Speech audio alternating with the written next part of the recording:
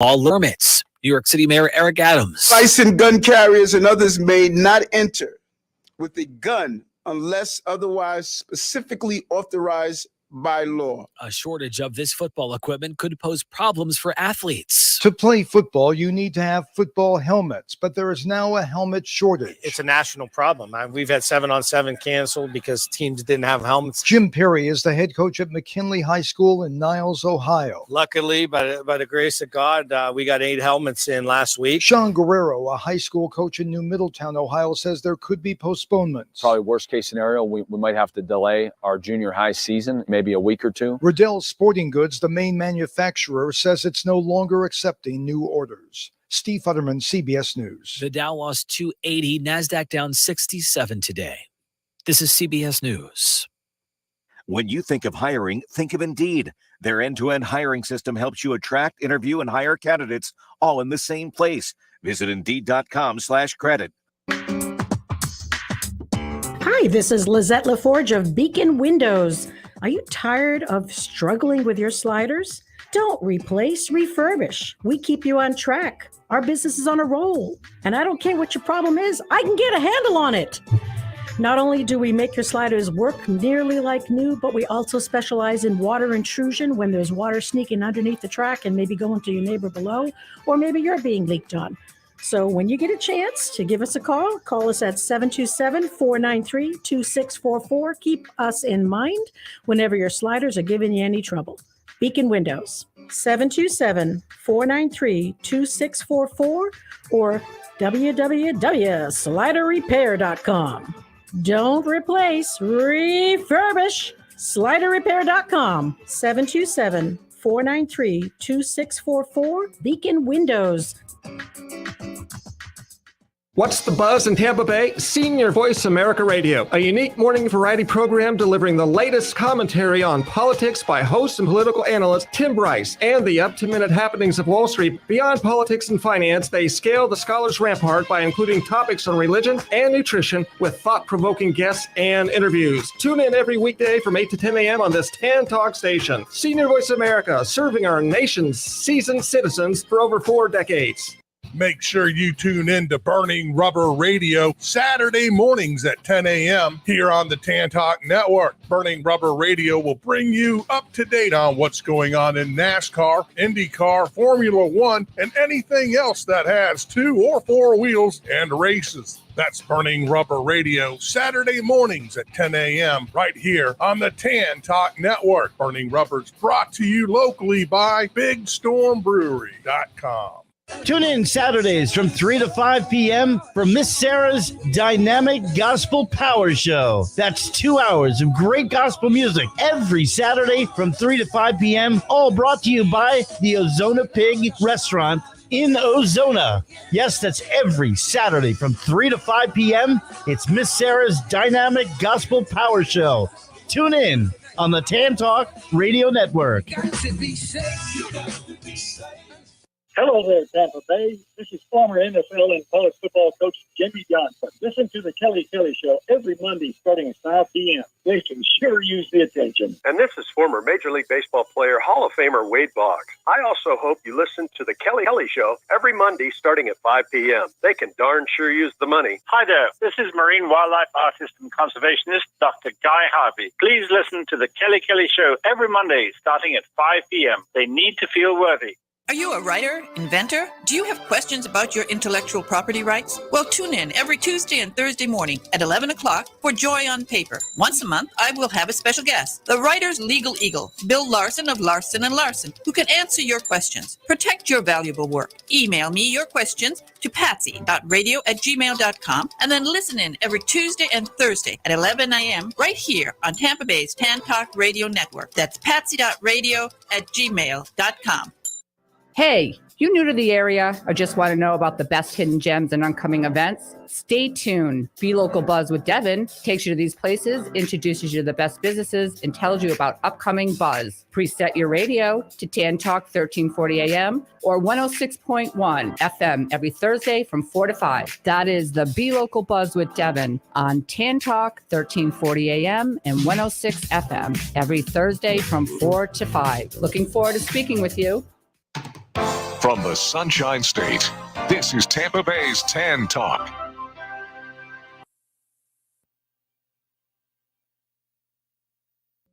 Coming up Wednesday, August 31st, the Chapters Network and the Tan Talk Radio Network proudly present from 5 to 6 p.m., Kicking Unhealthy Relationships to the Curb with your host, Stephanie McPhail and Steve Vaccaro.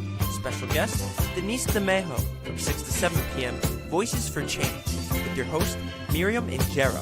Special guest, Fred Shaw.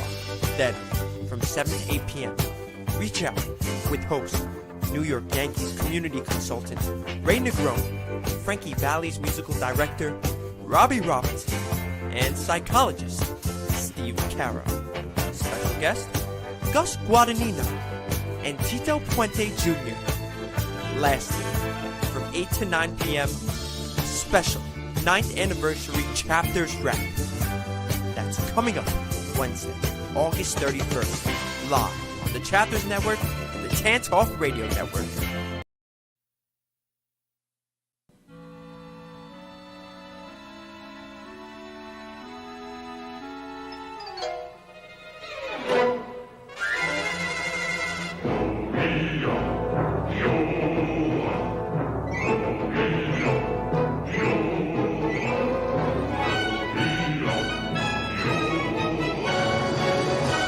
Rich Heinz. No matter how big or small your family picnic, the best things in life never change.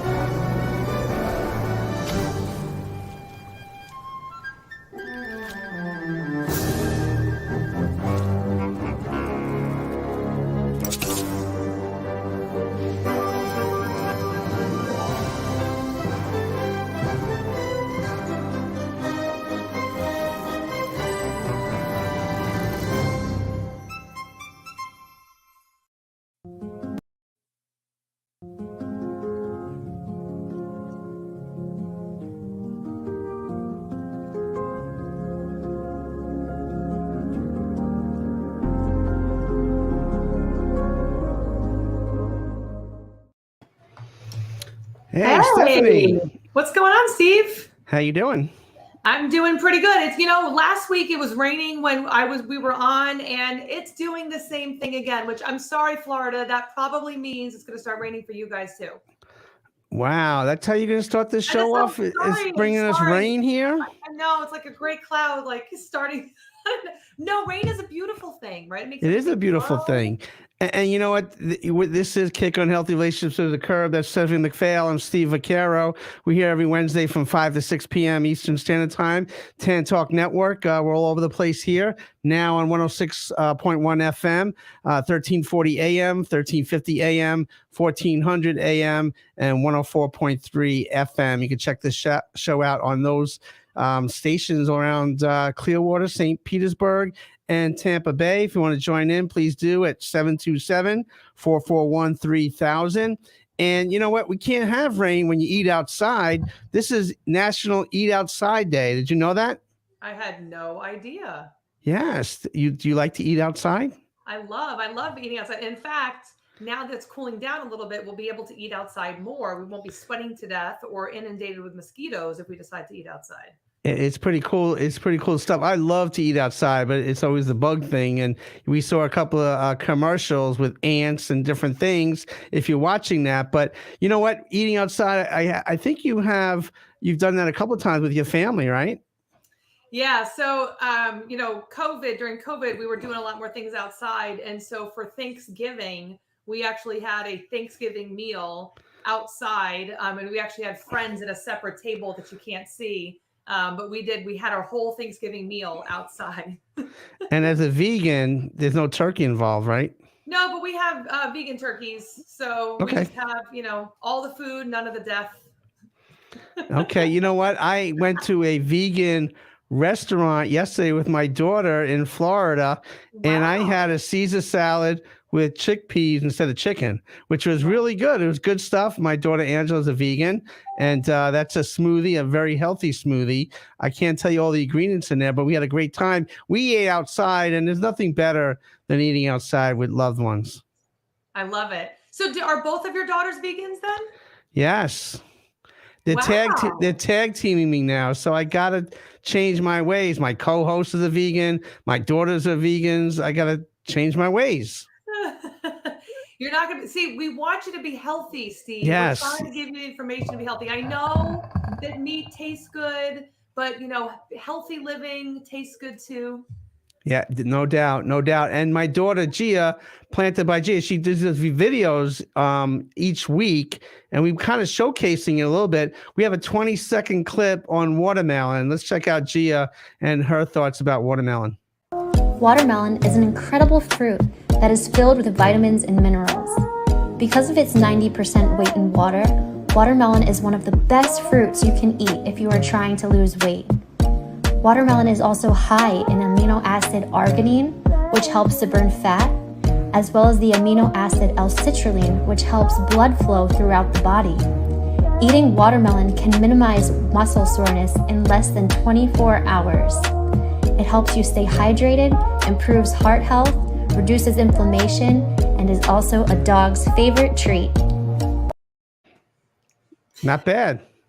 My kids love watermelon, and I have to say, like, getting a giant watermelon, having to cut it into small pieces is not my favorite thing, but my kids eat watermelon like by the pound. So I have to get those giant. Oh yeah. Like littles, they're short, they're short people. They're 6 and 3, but you'd be amazed how much watermelon they can pack in there. So do you slice it like triangles, or you cut it little squares? I cut it little squares, except sometimes my 6-year-old is trying to be cool, and he's like, he wants it in the triangle because he's seen other kids do it that way. So he's like, well, no, I'm 6 now, and this is how we eat it, Mommy, not in little pieces. Well, it's all about healthy. We're eating healthy and establishing healthy relationships. I go nowhere without your book, and I'm reading a book here, and I love on your workbook on page 16. It talks about the tension building, acute explosion, and honeymoon, and it kind of goes through the cycle of denial. Can you share a little bit about your book? Sure. So I wrote a book and a workbook about overcoming toxic relationships. And I definitely recommend reading them both together.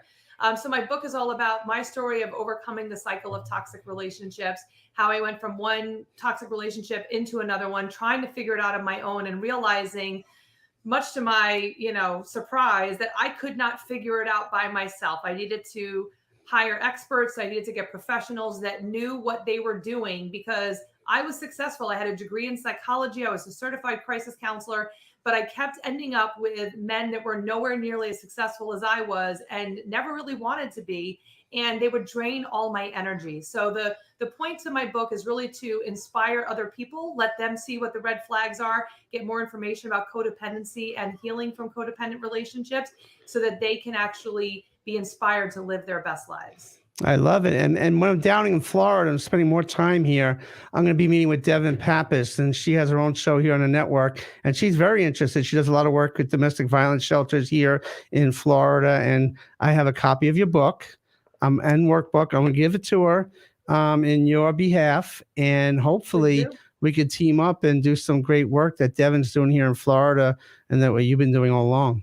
Yeah, and I'm going to just kind of giving myself a shout out, but really to let everybody know too, we are actually going to be teaming up with Avaya University. We just submitted our article today. And so monthly, we will be sending out articles to Avaya University. They'll be sharing online with their online community about healing from toxic relationships. So they actually invited us to be on their team of experts, which is such a huge request. Like, for someone to be like, you're the expert, we want your information, we want to hear what you have to say. And so, it's a great team effort. We will be sharing that information as we get it, because it's brand new.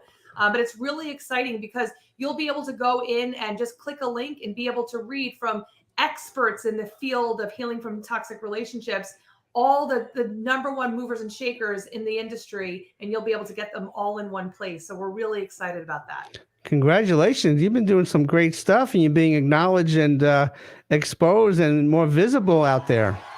Yeah. Oh, whoa, look at that. Yeah, Thank Bobby. you. Thank you. I love being in the studio because I can see Bobby working. He's like a genius behind the glass here. I never know what's going to happen. This is pretty cool stuff when you can see him working. So he's got 30 people in his studio there. So they're all clapping and cheering for you. Oh, wow, look at that. That's great. Hi, thanks, everybody. Yeah, Bobby's having a vegan pizza party in there, I think. I don't know. I'm sure. Are there vegan pizzas or? Yeah, there's vegan pizzas. Everything that you have as the animal product version, we have it as the non-animal product version. So let's get Bobby on here for a minute because I know Devin likes to get him on the show, but I'm getting to like this. Bobby, do you like pizza or vegan pizza here? I would like pizza. I was gonna slip. That's what I was like planning here in the corner. Like I was gonna slip you some. Oh, we're just below the camera kind of thing. Yeah, like, don't tell Stephanie. No, I Don't wouldn't tell do that Stephanie. like that. Yes. But she's Got a little burger over here for you, all that good stuff. But no, Hey, we're trying to make Steve live a long time and be okay, healthy. all right. Yeah, All right. Bobby, get with the All right. program, will you? Don't. I'll stay here behind my glass. There you go. Thanks, Bobby. Yep. Great guy. But the Chapters Community Support Service is a 501c3 nonprofit, and basically we're setting platforms up for people that are in transition. And Chapters Community Support Service is a nonprofit, unconditional support to individuals, families, and other nonprofit programs through 4 pathways: network, collaboration, support, and platform. Our overall vision is to unconditionally empower and assist others during adverse, traumatic, and challenging transitions in life. Chaptersnetwork.org. We've been doing this thing for many, many years, but the Chapters Rap Show, it's 9 years old. I can't believe I've been doing this thing for 9 years. And tonight from 8 to 9, we're going to have people calling in and hopefully celebrating with me and the program or telling me to get off the air. I don't know what they're going to say, but I can't wait till 8 o'clock tonight. 9 years of doing this. That's a long time. I mean, you are old, Steve. So, I mean, Wow. We're not even 10 minutes into the program. You call me old and unhealthy. I mean, we've got to keep it real. It's all about being authentic. I mean, Yes. it's I am okay. old. That's true. I am old. Yes. My daughter called me old man yesterday, so I'm getting there. But you know what? When you eat outside, you have to have some staples. You have to have something to drink. You have to have something to eat. But you need bread, right? You need some bread. Yeah, you need bread. So we have a segment, the Family Feud moment, and check out what this person would trade in on this show. Let's check this out. Ladies, let's go. Top 5 answers on the board. Here we go. We asked 100 married women, using the barter system, what could we give you in exchange for your man? Kenyella. Bread. Huh? Bread. Bread.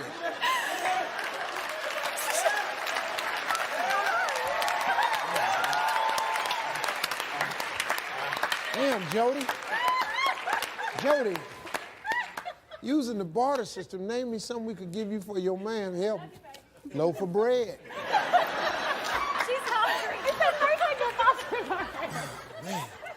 Well, Jody, all that serving the country and riding on them covert operations you done for this country, and you drive a Black Hawk? Yes, sir. Pilot Black Hawk helicopters in the military, saving our country. Great guy. Yeah.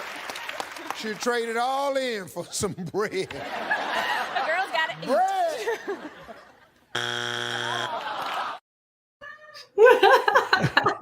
Pretty funny stuff, right? Are they going to call you after the show for the marriage counseling? I think so. That's why I put these things up here. Trading your husband in for a loaf of bread. That's a trick question there. But you know what? You teamed us up with our guest today, and when you found out her name and you worked with her and you found out that she actually went through the foster care system, I think a light bulb went off in your head. He said, well, my co-host went through the foster care system and it could be a good team. And we actually are planning something that we're going to share today, Denise and I. Can you tell everybody who our guest is tonight? Well, yeah. So Denise and I have been in contact for, I want to say, she can correct me when she comes on, for it's got to be about 3 years or so. We met on a social media site, I think Boss Moms, and we just kind of connected. And we were actually in conversation to do a retreat together. And then we said, you know what, this is not the time. We both had other things going on in our lives.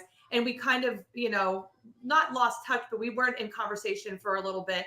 And then I was moving to Texas, and she was like, oh my gosh, I live in Texas. And so it ends up that she lives like 45 minutes away from me, I think, if even that far. And so we're pretty much neighbors at this point. When I started in New York and moved to Texas, so we're much closer than we were before. And she has been on a journey of healing over the past few years that she's now bringing the beautiful gift to help heal others. So she's taking her story of being in the system, all of the things that she's had to overcome, and she's taking all of those things to share with others to help them heal. And at Kick on Healthy Relationships with Curb, we love that. That's what gets us really excited, is when people are using that pain for the greater good. Wow. So she's 45 minutes away from you in Texas, and now she's a guest of ours for the second time. And because she went through the foster care system, and because I did, we're going to share some information that you may or may not know about, that we're going to be doing collaboratively with foster care folks, parents, systems, children throughout the country. So I'm excited to bring on Denise, and she's such a great person. She works very hard. She's passionate in helping others. And Denise DeMeo, she is the Healer's Realm, and she and the Shamanic group, and we have some dogs going off back here in the studio, so everybody's good.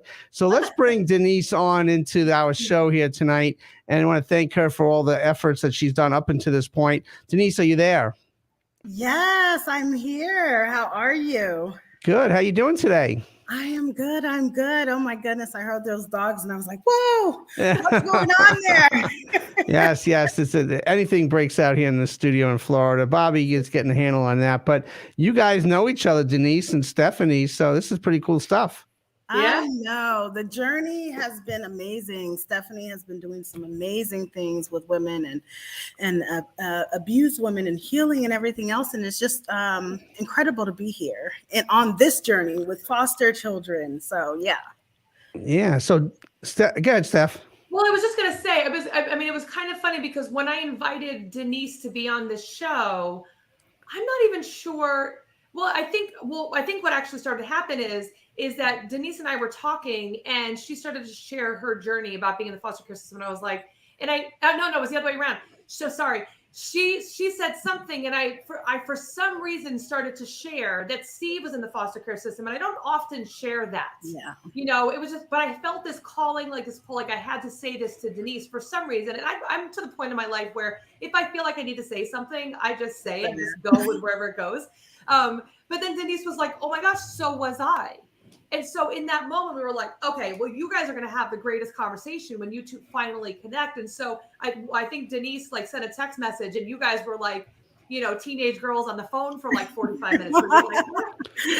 To find someone who understands your journey is not common, I think, especially in what you guys are dealing with. So I love that you're on the show and that you're here to share what you've learned and your experience so that you can help other people. No doubt. And you guys are really close together. I mean, you're doing the great work. Denise, share a little bit about your journey up until this point in the work that you do for others. Wow. So, it was a journey. It started off basically, I didn't even know I needed healing when it started. It started off with me coming to Texas and me taking that big step and move to Texas, away from the toxic environment that I was in and starting a new life. And once I did that, that's when all of the work started. A lot of times we kind of don't even know that we need inner work done until we look back and say, wow, look how far I came.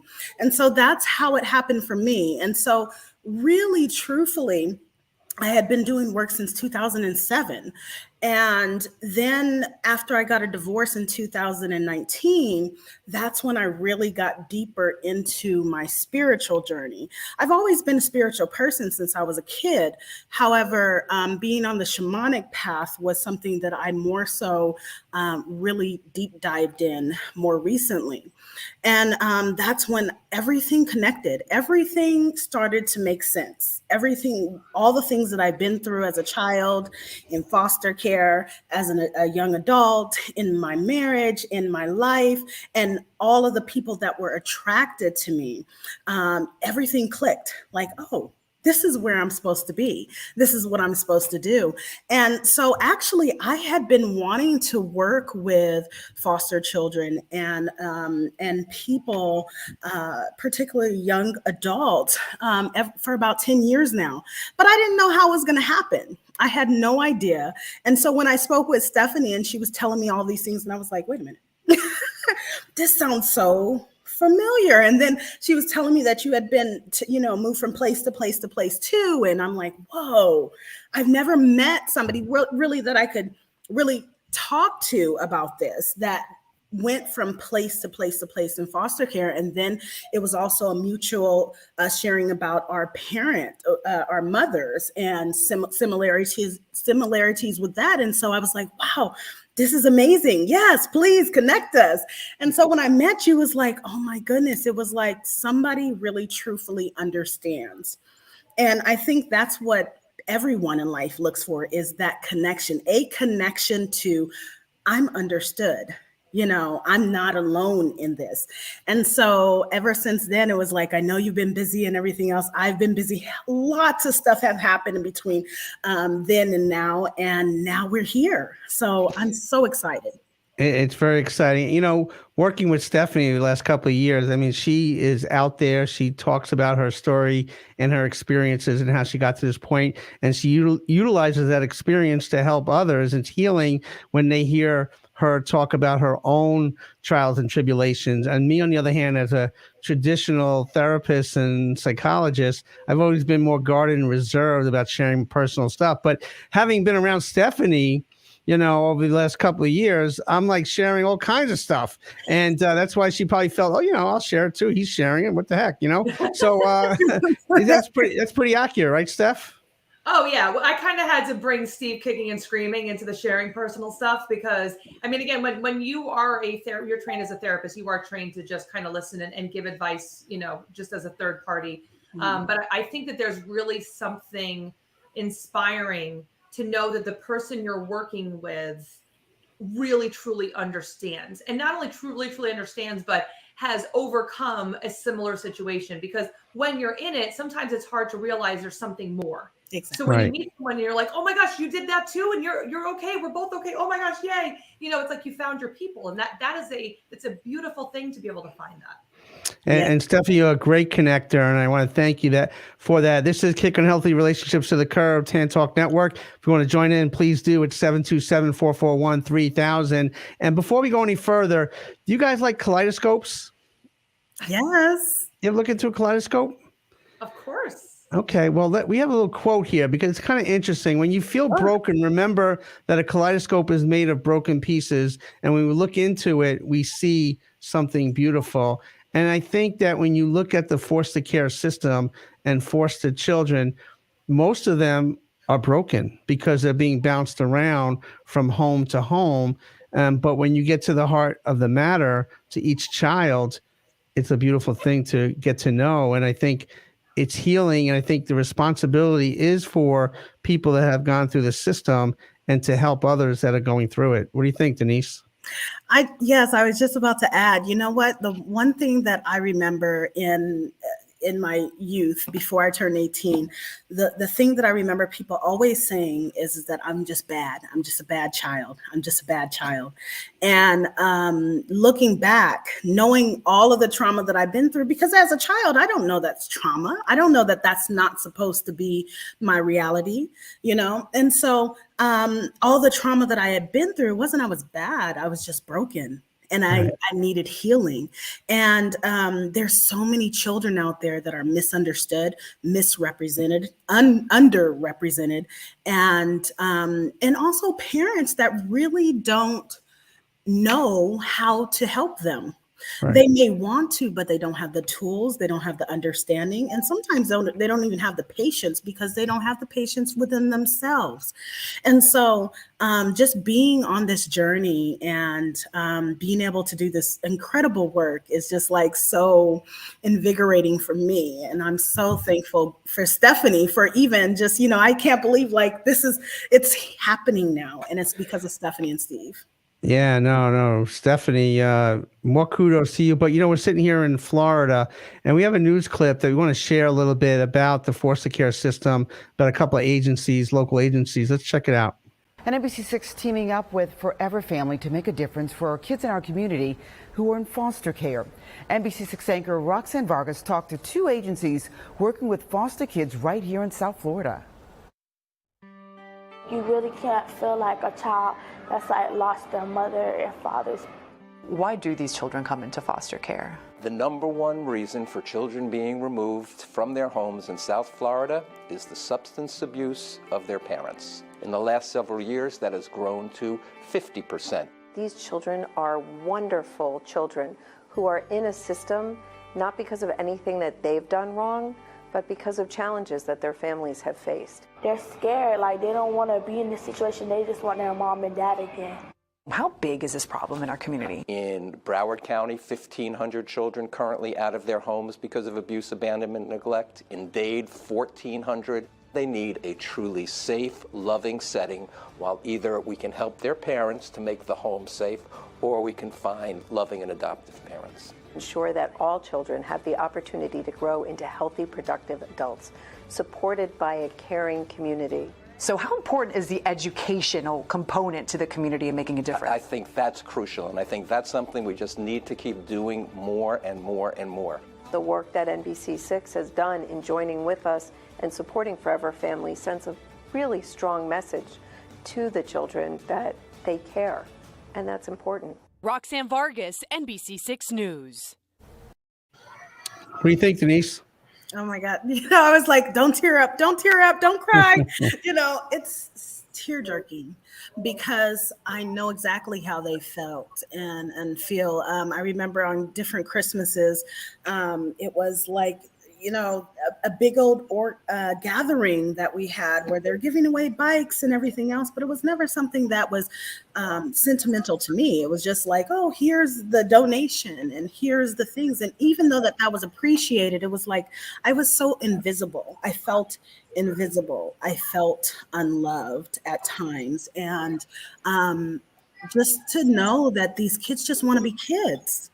Right. Just want to be kids. They just want to, feel connected and loved. And me being bounced around from 10 different homes, at least 10 different homes. I know, but there was probably more.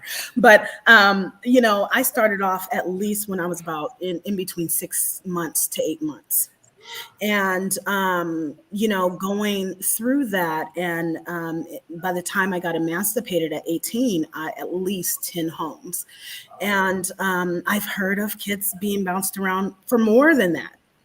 How I got into is a third home about third home was my mom at one point in time. I was in Denver, Colorado, and it was snow on the ground and everything. And my mom had said, let's go see Jesus. And me as a kid, I was 3 years old, 3 or 4, and I was in my underclothes and no shoes on and walking in the snow and with my mom. And I remember a Caucasian couple picking us up and giving us a blanket and taking us to the hospital. And the next thing I know, here I am having pancakes at another foster home in the middle of the night. And so those are my experiences as in the foster care system. And the trauma, even though that the home was amazing, the people tried to make me feel safe, with pancakes and everything else, I knew that something wasn't right. And then to add another injury to that situation, their daughter was being abused. I remember her having a black eye from her boyfriend. And, but it was just so many different memories, so many different traumatic situations and events that I've been through. And when you go to another home, a lot of times foster children don't open up to the things that they've already been through because they don't know what's safe. Right. They right. don't know who's safe.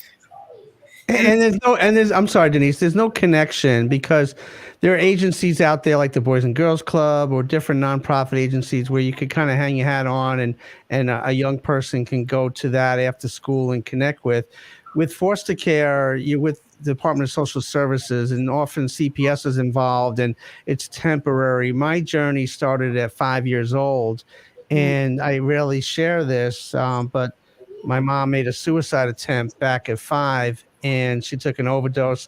That's when my father had left and she fell to the floor. She was crying hysterical and it was me and my younger brother and she was yelling out, Steven, call 911, call the police. Now I'm 5 years old. And since I'm old, Stephanie already established that fact. The phone on the wall, you had to turn the dial, right? So I had to get 911. I never did that before, and I finally got it. The police came. My mother at the time got very combative, and she didn't want to be separated from my brother and I. But they took her away, and they took my brother and I, and that started the cycle of my brother and I going to foster homes and shelters. And when my mom got well, because she cycled, she suffered from MS, but also psychiatric diagnosis, schizophrenia. So when she got well, we go back with her, but it was short-lived. So we continue this cycle of going to different homes. And the challenge there has always been, there was no cell phones back then. So you lose contact with friends that you made. And then you had trust issues because you knew you were going to leave. It was just temporary. And you were afraid to make friends. And I remember those days. My only fist fight in life, this is the truth, occurred at a shelter. And because when you throw kids together, you mentioned people looked at you as bad.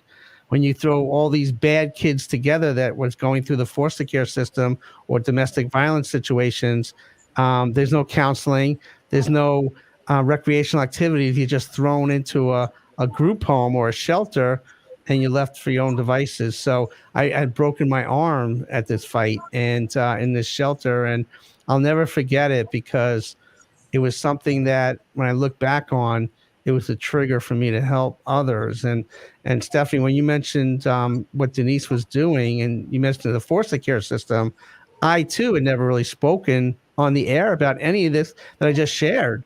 And I think when you, Denise, the work that you do, but it's the experiences that we're going to draw from internally. Our internal strength, collaborative strength is going to help others around the country. So that's what I am looking for this. And I think that there's unfinished business because we just saw a video from Florida. We have another video. You guys are in Texas. Let's check out this video from Texas and see what's going on in the foster care system there. A Dallas office building off Interstate 35 for Ladarius Leonard. I mean, honestly, it sucked. This was where he was forced to stay when there were no foster homes or treatment facilities that would take him. The idea of just, dang, there is literally nowhere for me to go. At the age of 15, Ladarius entered the foster care system. I was living with my single mother, and, I had been recently struggling with mental health issues. For the next 3 years, he bounced from one place to the next. It was residential treatment center, shelter, residential treatment center, shelter, residential treatment center, and then residential treatment center. At times, in between placements, there were no beds available. So the state had Ladarius sleeping on the floor in this Dallas CPS employee office. Ladarius says, especially on those nights, he often felt forgotten. And that is one of the worst parts about it. You're likely alone in a room by yourself. Not all of us are fortunate enough to have some type of technological device to distract yourself.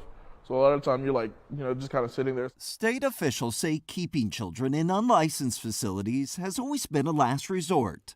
But records show since 2020, Texas has been housing more foster children in offices, hotels, and emergency shelters. Last month, 297 children spent at least one night in an unlicensed facility. That's more than twice as many as a year ago, and nearly 8 times as many as in 2019. The average stay has also gone up to nearly 18 days. It's definitely a crisis. Kathleen Laval is the president of Dallas CASA, an organization of volunteers who serve as court advocates for children in the foster system. Laval says the youth who are forced to stay in these unlicensed facilities tend to be older teenagers, most with higher needs.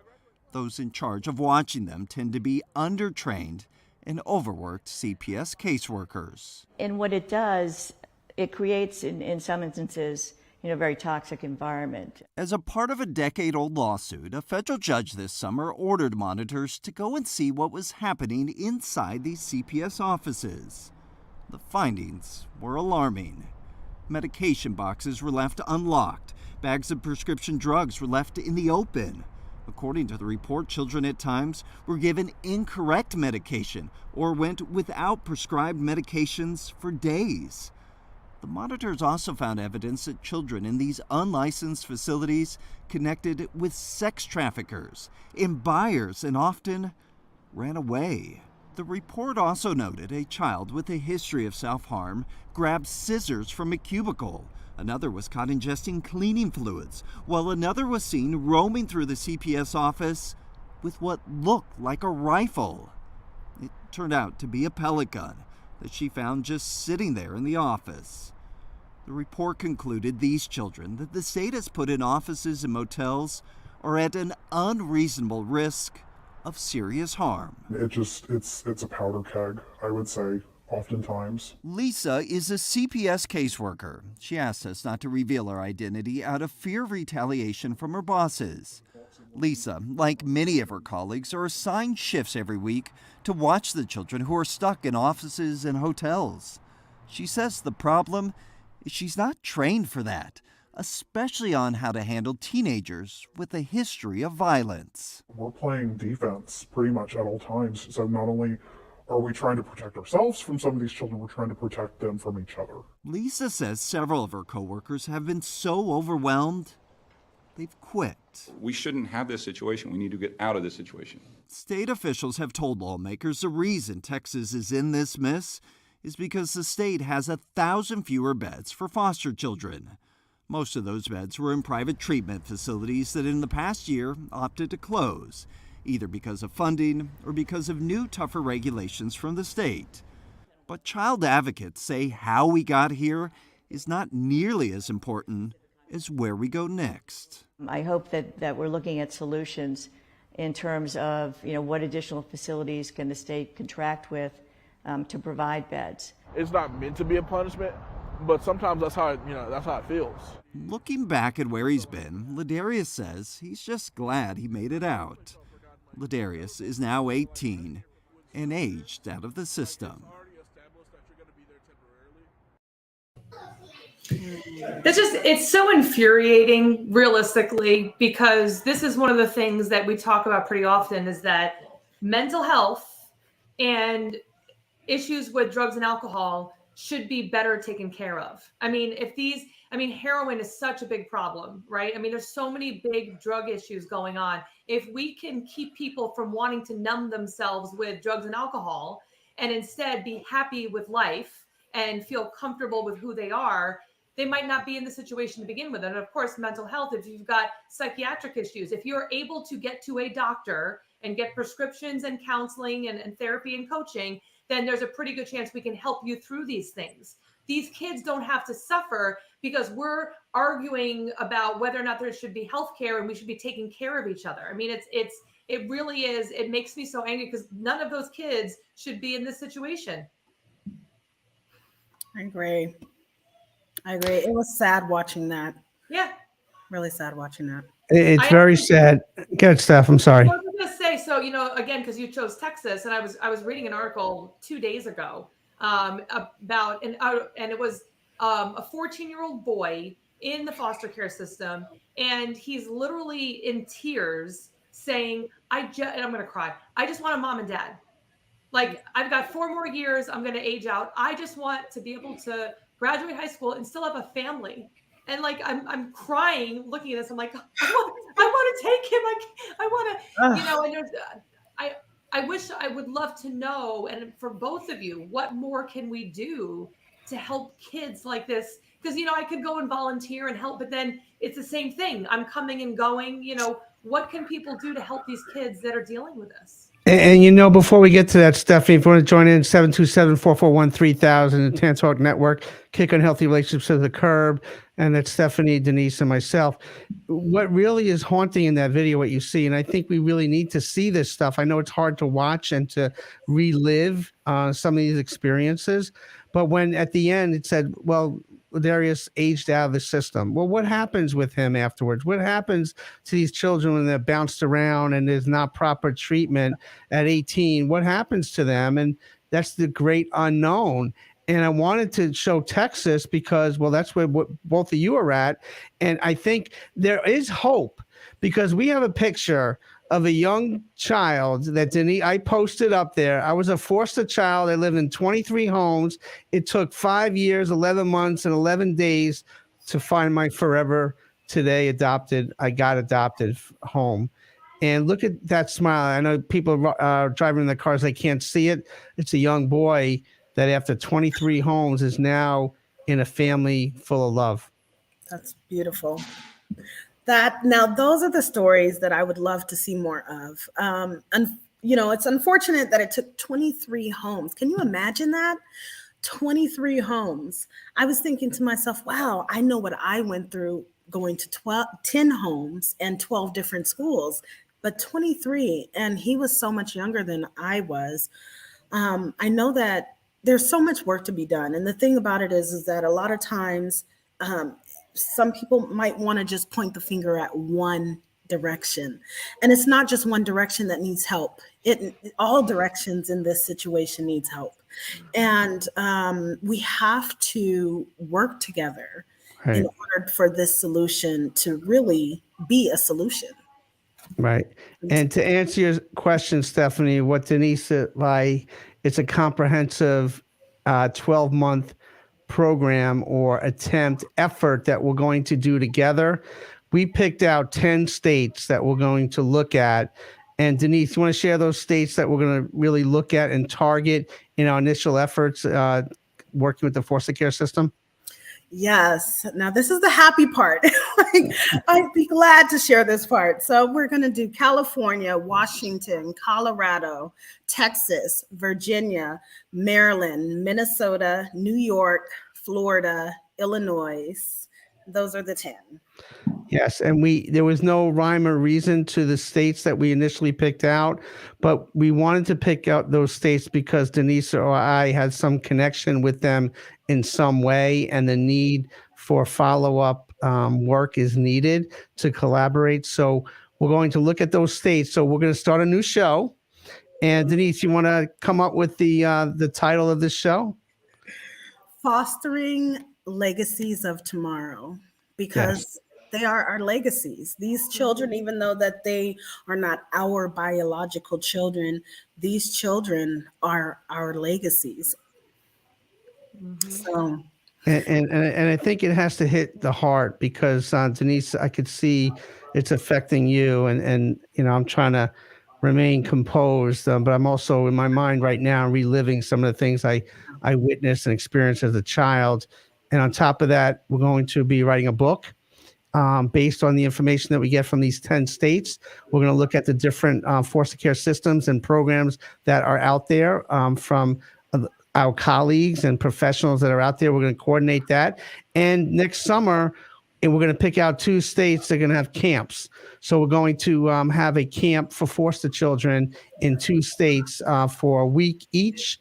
And we're working on that. And Denise holds me to it, you know, when we have these meetings, and it's not easy to get a hold of me, but we are on board now, and we're totally passionate about trying to work with this system because there is hope out there, and we have to have hope.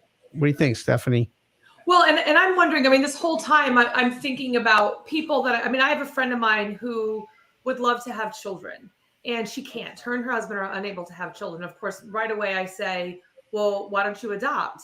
And then there's all these fears that come up with adoption. What could you say to parents, and either one of you, coming from your own perspective, what could you say to those parents that are nervous or fearful about adopting because they're not really sure what they're getting themselves into?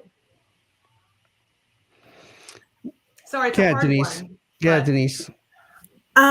What I would say is that I had the opportunity of almost being adopted when I was 5, and it was with a couple in Denver, Colorado, and I didn't know it at the time. But as you get older in foster care, the chances of you actually being adopted get slimmer. Right. So, and I think it's because of the fear.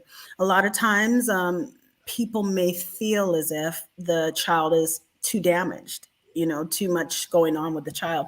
What I would say to these parents that are looking for children is number one is educate yourself on trauma, because despite the age, most likely 9 out of 10, these children have been through some kind of trauma. Educate yourself on trauma. See what it is that you really desire to do. What are you trying to accomplish with having an additional life in your household, and then go from there. Lead with your heart. And I think too, the foster parents need to know the background of each child as well, so they can do their own research specifically on what that boy or girl have been through. And I think sometimes, like I was split from my brother sometimes. And that was hard because, you're growing up as siblings and you doing things together. And it was funny because I never wanted to be in any of the foster homes I was in. I just wanted to be back with my mom. My brother, who's younger, always wanted to stay where we were at. And we'd always have this conflict, and our memories are way different when we start talking about things now. So I think for parents, they need to really understand the children that they're coming into their home. And remember, it's not about adoption too. If you're a foster parent, take that moment in time, because that child is needing love. Even if it's 2-3 months, you're doing your part. You're providing a family dinner. You're taking them to church. You're doing family outings. You're taking them what a healthy family life should be. And that's what I walk away with from the different places I've been at. That's where I've learned to accept and to learn to be in a family. And it was broken up all the time, but when you have your own family later in life, you draw from that experience. And that is the message that Denise and I are trying to come up with, and to find those problems in those states, and also to find what's really working well and to expand on that, right? Exactly. I love that you said taking pieces of the different experiences, because even regardless of whether you're a foster parent or foster child or not, that's what we do. Even growing up in your own home, own biological home, there are things that you take and things that you leave. And so that's what life is all about. And if you could do that with a child that desperately needs the love and attention, it's really serving to the community and to the child. That's right. And we're just about out of time. And what's really good about this, obviously, Denise and I have taken different paths, and we're different. We've lived different lives, and we're male, female, black, white. And I think we could break barriers down too when we're sharing this in those states and moving beyond that. So I'm really excited about this effort, and I really feel this is what a calling that God really wants me to do. I haven't taken on the foster care issue for years. And I want to thank you, Stephanie, for bringing me to Denise's attention. And now this is unfolding the way it is. And the next 12 months, we'll have exciting news as we move forward. I love it. Yeah, Denise, how can people get a hold of you, Denise? Yes, thank you also, Stephanie. I'm just so thankful for this opportunity to do this good work. And I believe this is also God's work as well. So people can get a hold of me at tranquility@theshamanic.com. They could also reach me on Facebook. I am Denise, the wound healer. I laugh about that. It's a story about that. But yes, you could get a hold of me on Facebook. But yes, reach out to me, and start a conversation. Denise, thank you so very much. And I know we have our meeting coming up, so we will be talking in the next couple of days. Thank you so much. Have a great night, Denise. Thank you for all the hard work that you do. Thank you. All right. Denise is wonderful. Steph. Yeah, I'm truly, I'm so excited for what it is that you are doing. And, again, I just from watching videos and reading and getting information, I feel like there's so much work that needs to be done. And the fact that you and Denise were in it and can speak from the heart of what your personal experience was, I think that's going to be really powerful to make some big changes. No doubt, no doubt. We're going to end tonight's show. This day in history, a lot happened August 31st in our country's history. Let's check it out. I'll see you next week, Steph. Bye.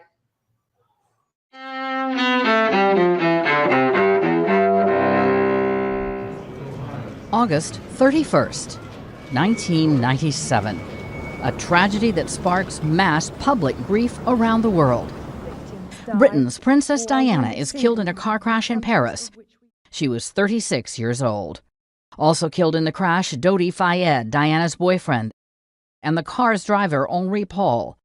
Bodyguard Trevor Rees-Jones, badly injured in the crash, is the only survivor. 1980. In Poland, the Solidarity labor movement is born under an agreement ending a shipyard strike. Co-founded by Lech Wałęsa, it's the first free trade union behind the Iron Curtain during the Cold War. During the next decade, Solidarity plays a key part in bringing down communism in Eastern Europe.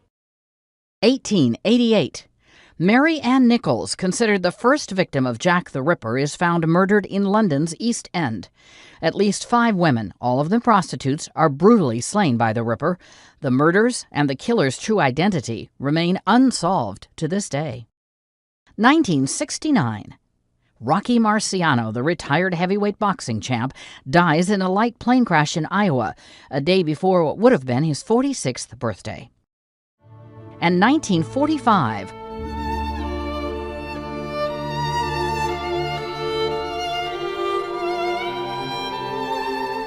Virtuoso violinist Itzhak Perelman is born in Tel Aviv in what is now Israel.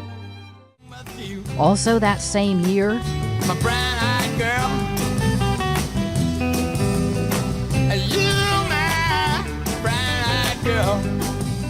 Singer and songwriter Van Morrison is born in Belfast, Northern Ireland. Today in history, August 31st. Camille Bohannon, The Associated Press.